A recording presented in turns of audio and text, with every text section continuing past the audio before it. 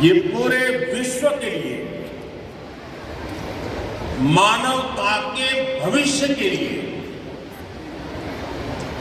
प्रेरणा का पल है। स्वामी दयानंद जी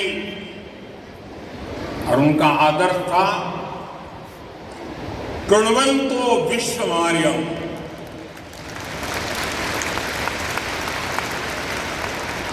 अर्थात हम पूरे विश्व को श्रेष्ठ बनाएं, हम पूरे विश्व में श्रेष्ठ विचारों का, मानवीय आदर्शों का संचार करें। इसलिए 21वीं सदी में आज जब विश्व अनेक विवादों में फंसा है, हिंसा और अस्थिरता में घिरा हुआ है,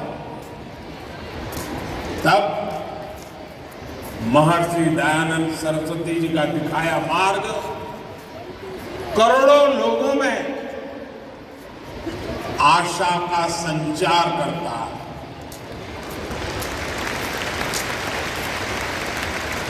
ऐसे महत्वपूर्ण दौर में आर्य समाज की तरफ से महर्षि दयानंद जी की 200वीं जन्म जयंती का यह पावन कार्यक्रम 2 साल चलने वाला है और मुझे खुशी है कि भारत सरकार ने भी इस महोत्सव को मनाने का निर्णय किया है।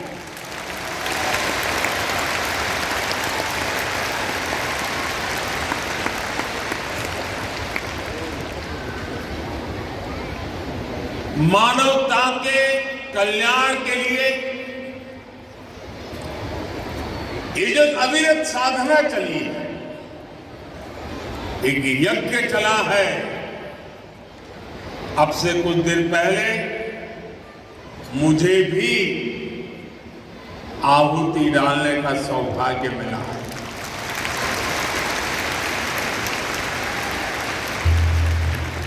अभी आचार्य जी बता रहे थे,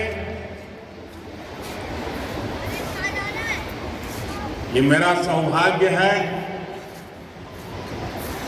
कि जिस पवित्र धरती पर महर्षि दयानंद सरस्वती जी ने जन्म लिया, उस धरती पर मुझे भी जन्म लेने का सौभाग्य हुआ।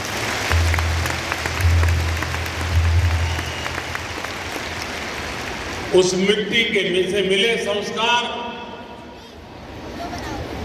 उस मिट्टी से मिली प्रेरणा आज मुझे भी महर्षि दयानंद सरस्वती के आदर्शों के प्रति आकर्षित करती रहती है। मैं स्वामी दयानंद जी के चरणों में श्रद्धा पूर्वक नमन करता हूं और आप सभी को हृदय से अनेक अनेक शुभकामनाएं देता हूं। साथियों, जब महर्षि दयानंद जी का जन्म हुआ था तब देश सदियों की गुलामी से कमजोर पड़कर अपनी आभा, अपना तेज, अपना आत्मविश्वास सब कुछ खोता चला जा रहा था। प्रतिपल हमारे संस्कारों को, हमारे आदर्शों को, हमारे मूल्यों को चूर चूर करने की लाखों कोशिशें होती रहती। जब किसी समाज में गुलामी की हीन भावना घर कर जाती है तो आध्यात्म और आस्था की जगह आडंबर आना स्वाभाविक हो जाता है। मनुष्य के भी जीवन में देखते हैं, जो आत्मविश्वास हीन होता है वो आडंबर के भरोसे जीने की कोशिश करता है।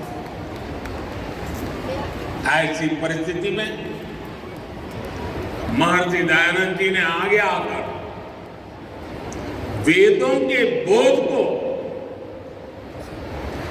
समाज जीवन में पुनर्जीवित किया। उन्होंने समाज को दिशा दी, अपने तर्कों से ये सिद्ध किया और उन्होंने बार बार बताया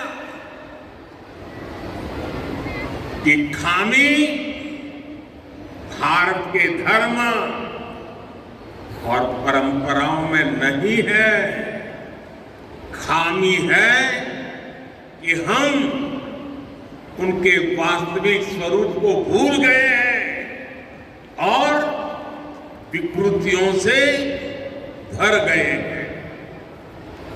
आप कल्पना करिए, एक ऐसे समय में जब हमारे ही वेदों के विदेशी भाषाओं को, विदेशी नैरेटिव को गढ़ने की कोशिश की जा रही थी, उन नकली व्याख्याओं के आधार पर हमें नीचा दिखाने की, हमारे इतिहास को, परंपरा को भ्रष्ट करने के अनेक विध प्रयास चलते थे। तब महर्षि दयानंद जी के ये प्रयास एक बहुत बड़ी संजीवनी के रूप में, एक जड़ी बूटी के रूप में समाज में एक नई प्राण शक्ति बनकर के आ रहे हैं।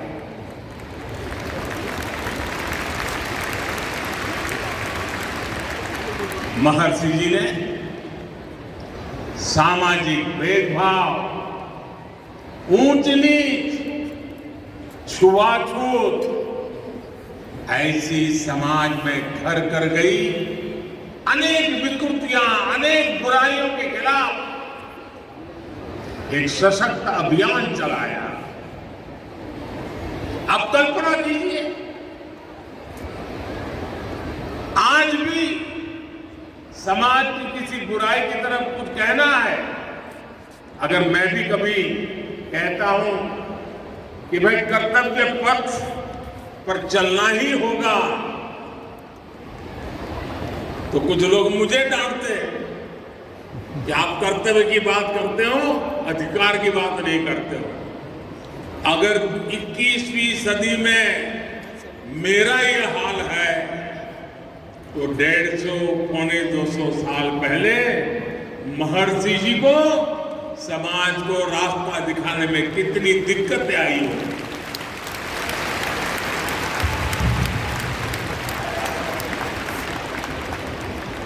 जिन बुराइयों का ठिकरा धर्म के ऊपर फोड़ा जाता था, स्वामी जी ने उन्हें धर्म के ही प्रकाश से दूर किया।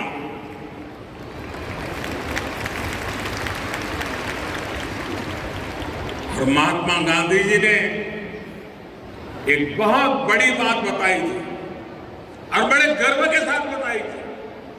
महात्मा गांधी जी ने कहा था कि हमारे समाज को स्वामी दयानंद जी की बहुत सारी देन है, लेकिन उनमें अस्पृश्यता के विरुद्ध घोषणा सबसे बड़ी देन है। महिलाओं को लेकर भी समाज में जो रूढ़ियां पनप गई थी, महर्षि दयानंद जी उनके खिलाफ भी एक तार्किक और प्रभावी आवाज बनकर के उभरे। महर्षि जी ने महिलाओं के खिलाफ भेदभाव का खंडन किया, महिला शिक्षा का अभियान शुरू किया और ये बातें 150 पौने 200 साल पहले की है। आज भी कई समाज ऐसे हैं जहां बेटियों को शिक्षा और सम्मान से वंचित रहने के लिए मजबूर करते हैं। स्वामी दयानंद जी ने ये बिगुल तब फूंका था जब पश्चिमी देशों में भी महिलाओं के लिए समान अधिकार दूर की बात थी। भाइयों बहनों, उस कालखंड में स्वामी दयानंद सरस्वती जी का पदार्पण पूरे युग की चुनौतियों के सामने उनका उठ करके खड़े हो जाना यह असामान्य था, किसी भी रूप में वो सामान्य नहीं था। इसलिए राष्ट्र की यात्रा में उनकी जीवन उपस्थिति आर्य समाज के 150 साल होते हो, महर्षि जी के 200 साल होते हो और इतना बड़ा जनसागर सिर्फ यहां नहीं दुनिया भर में आज इस समारोह में जुड़ा हुआ है। इससे बड़ा जीवन की ऊंचाई क्या हो सकती है?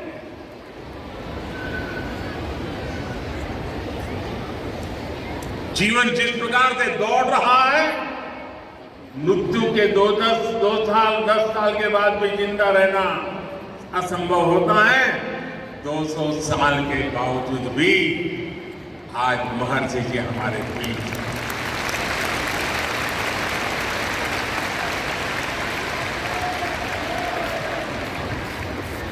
और इसीलिए आज जब भारत आजादी का अमृत काल मना रहा है तो महर्षि दयानंद जी की 200वीं जन्म जयंती एक पुण्य प्रेरणा लेकर आई है। महर्षि जी ने जो मंत्र तब दिए थे, समाज के लिए जो सपने देखे थे, देश आज उन पर पूरे विश्वास के साथ आगे बढ़ रहा है। स्वामी जी ने तब आह्वान किया था, वेदों की ओर लौटे,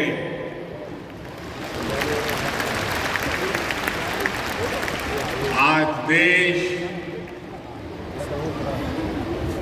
अत्यंत स्वाभिमान के साथ अपनी विरासत पर गर्व का आह्वान कर रहा है। आज देश पूरे आत्मविश्वास के साथ कह रहा है कि हम देश में आधुनिकता लाने के साथ ही अपनी परंपराओं को भी समृद्ध करेंगे।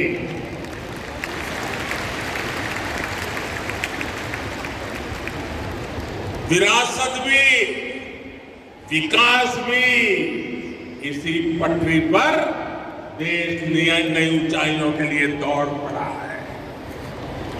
साथियों, आमतौर पर दुनिया में जब धर्म की बात होती है तो उसका दायरा केवल पूजा पाठ, आस्था और उपासना, उसकी रीत रस्म, उसकी पद्धतियां, उसी तक सीमित माना जाता है। लेकिन भारत के संदर्भ में धर्म के अर्थ और निहितार्थ एकदम अलग है।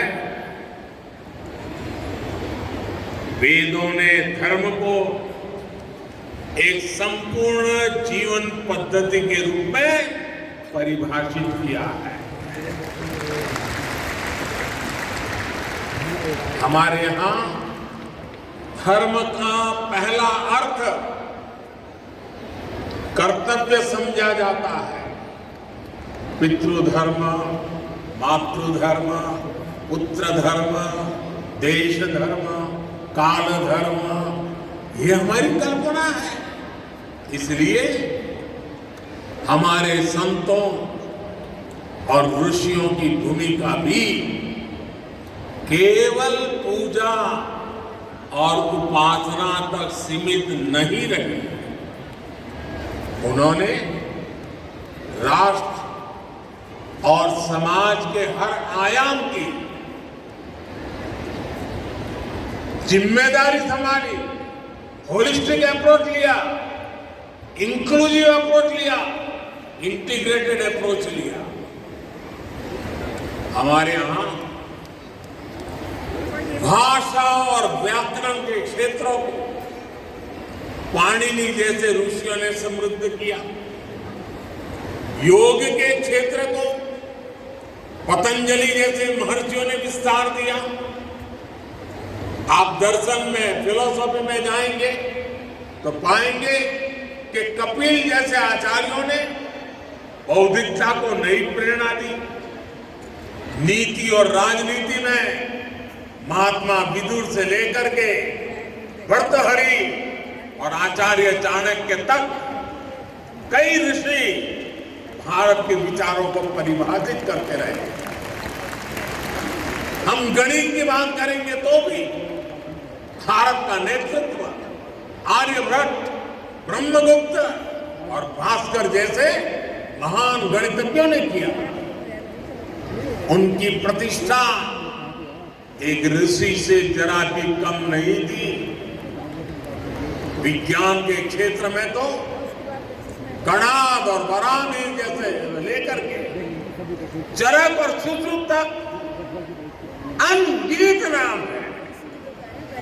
जब स्वामी दयानंद जी को देखते हैं तो हमें पता चलता है कि उस प्राचीन परंपरा को पुनर्जीवित करने में उनकी कितनी बड़ी भूमिका रही है और उनके भीतर आत्मविश्वास कितना गजब का होगा।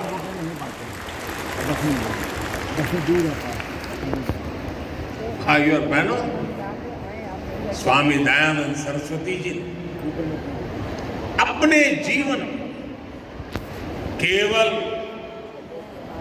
एक मार्ग ही नहीं बनाया, बल्कि उन्होंने अनेक अलग अलग संस्थाओं, संस्थागत व्यवस्थाओं का भी सृजन किया। और मैं कहूंगा कि ऋषि जी अपने जीवन काल में क्रांतिकारी विचारों को लेकर के चले, उसको जिए, लोगों को जीने के लिए प्रेरित किया, लेकिन उन्होंने हर विचार को व्यवस्था के साथ जोड़ा, इंस्टीट्यूशनलाइज किया और संस्थानों को जन्म दिया। ये संस्थाएं दशकों से अलग अलग क्षेत्रों में कई बड़े सकारात्मक काम कर रही हैं। परोपकारिणी सभा की स्थापना तो महर्षि जी ने खुद ने की थी। ये संस्था आज भी प्रकाशन और गुरुकुलों के माध्यम से वैदिक परंपरा को आगे बढ़ा रही है। कुरुक्षेत्र गुरुकुल हो, स्वामी श्रद्धानंद ट्रस्ट हो या महान महर्षि दयानंद सरस्वती ट्रस्ट हो, इन संस्थानों ने राष्ट्र के लिए समर्पित कितने ही युवाओं को गढ़ा है। इसी तरह स्वामी दयानंद जी से प्रेरित विभिन्न संस्थाएं गरीब बच्चों की सेवा के लिए, उनके भविष्य के लिए सेवा भाव से काम कर रही है। और ये हमारे संस्कार है, हमारी परंपरा है। मुझे याद है अभी जब हम टीवी पर तुर्की के भूकंप के दृश्य देखते हैं बेचैन हो जाते हैं, पीड़ा होती है। मुझे याद है 2001 में जब गुजरात में भूकंप आया, पिछली शताब्दी का भयंकर भूकंप था, उस समय जीवन प्रभात ट्रस्ट के सामाजिक कार्य और राहत बचाव की भूमिका तो मैंने खुद ने देखा है। सब महर्षि जी की प्रेरणा से काम करते थे। जो बीज स्वामी जी ने रोपा था वो आज विशाल वट वृक्ष के रूप में आज पूरी मानवता को छाया दे रहा है। साथियों, आज झांसी के अमृत काल में आज देश उन सुधारों का साक्षी बन रहा है जो स्वामी दयानंद जी की भी प्राथमिकताओं में था। आज हम देश में बिना भेदभाव के नीतियों और प्रयासों को आगे बढ़ते देख रहे हैं। जो गरीब है, जो पिछड़ा और वंचित है, उसकी सेवा आज देश के लिए सबसे पहला यज्ञ है। वंचितों को वरीयता, इस मंत्र को लेकर हर गरीब के लिए मकान, उसका सम्मान, हर व्यक्ति के लिए चिकित्सा, बेहतर सुविधा, सबके लिए पोषण, सबके लिए अवसर, सबका साथ, सबका विकास, सबका विश्वास और सबका